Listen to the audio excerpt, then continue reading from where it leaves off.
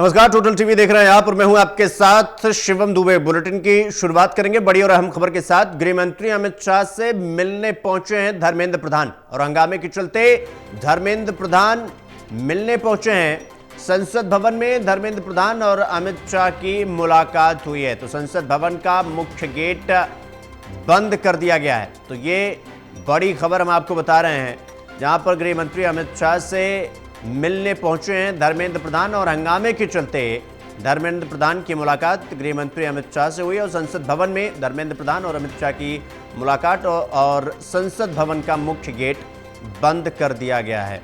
तो ये बड़ी खबर हम आपको बता रहे हैं।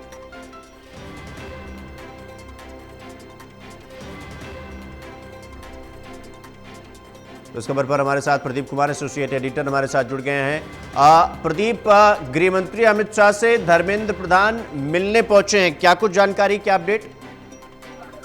देखिए, इस वक्त जिस तरीके से प्रोटेस्ट चल रहा है संसद भवन के बाहर, ये प्रोटेस्ट की तस्वीरें सामने आई हैं और जो प्रदर्शनकारी छात्र हैं उनको काबू में करने के लिए बल प्रयोग के साथ साथ आंसू गैस के गोले भी छोड़े गए हैं। लेकिन इस बीच संसद का सत्र का पहला दिन और इस दौरान हलचल बढ़ी हुई है, जहां सत्र की कार्रवाई वो बाधित हुई है तो दूसरी तरफ यहाँ पर धर्मेंद्र प्रधान, जिससे इस्तीफे की मांग सीजेपी पार्टी की ओर से की जा रही है, उन्होंने मुलाकात की है गृह मंत्री अमित शाह से संसद परिसर में।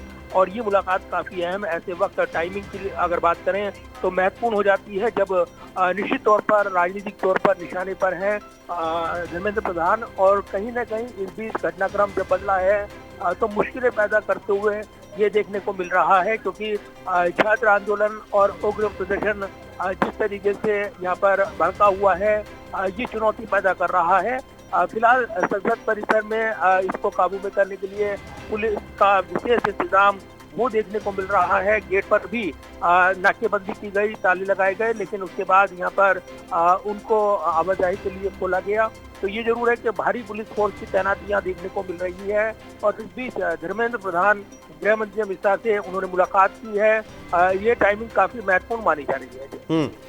प्रदीप, अब चूंकि धर्मेंद्र प्रधान गृह मंत्री अमित शाह से मिले, इसके दो मायने हो सकते हैं। या तो एक संसद सत्र जो चल रही है उसमें जो नीट को लेकर हंगामा हो रहा है हो सकता है उस पर बातचीत हो, या फिर संभवतः अब जिस तरीके से सीजेपी के जो जितने युवा थे या जितने प्रदर्शनकारी थे उनका हंगामा देखकर स्थिति परिस्थिति ना खराब हो, या कि इस प्रकार के आगे स्टेप किस तरह से लिए जाए, क्या इस पर भी बातचीत हो सकती है संभवतः?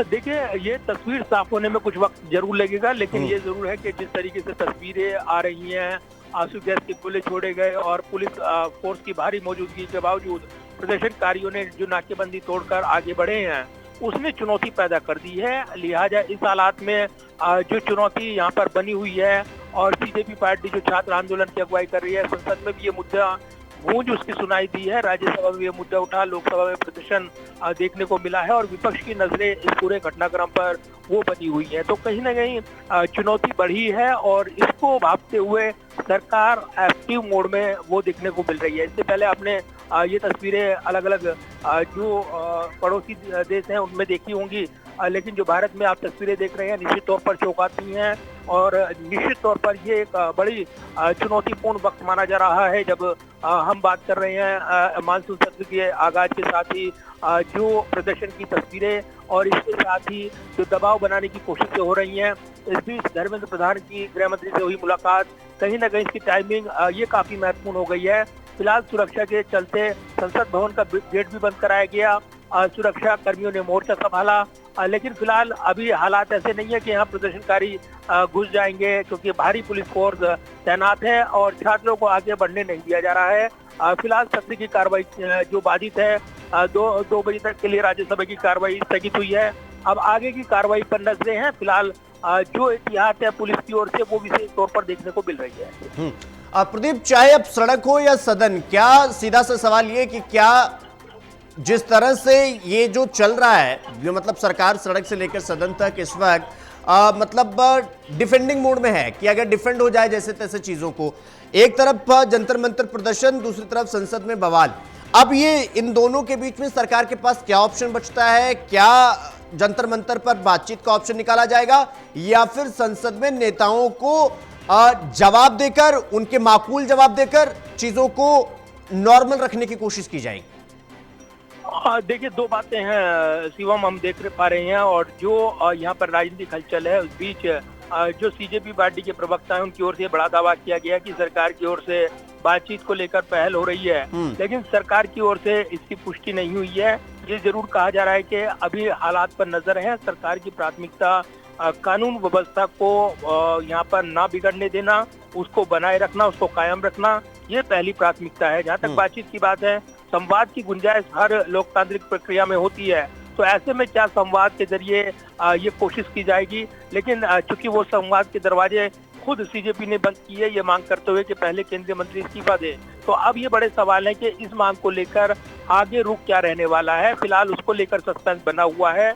इसी पर कमोवेश दारोमदार है कि इस पूरे घटनाक्रम में क्या आगे टर्न ले पाती है, ये बातचीत की प्रक्रिया होती है या नहीं, ये बड़े सवाल हैं जिनके जवाब के इंतजार किए जा रहे हैं। तो फिलहाल अभी तो प्रदर्शनकारियों को काबू में करने के लिए पुलिस अपने एक्शन में जुटी हुई है। भारी फोर्स संसद भवन के बाहर, पूरा रेल भवन की तरफ से आने वाला जो रास्ता है, वहाँ ब्लॉकेड लगाए गए हैं। इसके अलावा जो हम देख पा रहे हैं रायसीना रोड की तरफ, वहाँ पर ब्लॉकेड लगाए गए हैं, जहाँ पर आम वाहनों को एंट्री बंद कर दी गई।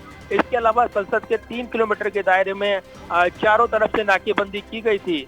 फिर भी प्रदर्शनकारी अगर यहाँ तक पहुँचने की कोशिश में जुटे हुए हैं, तो आप मानिए कि ये छात्र आंदोलन की गूंज जो है वो बढ़ी हुई है और इसको आवाज देने के लिए विपक्ष मुखर है। तो अब फिलहाल ये आंदोलन संसद की दहलीज तक पहुंचते हुए नजर आ रहा है, जो चुनौती बढ़ाते हुए सरकार की वो भी चुनौती पेश कर रहा है। तो निश्चित तौर पर इस मुश्किल वक्त में कैसे सुलझेगा मसला, ये बड़े सवाल हैं। तो आगे का घटनाक्रम निश्चित तौर पर महत्वपूर्ण हो जाता है कि अब आगे इस पूरे मामले पर सरकार का एक्शन क्या होगा।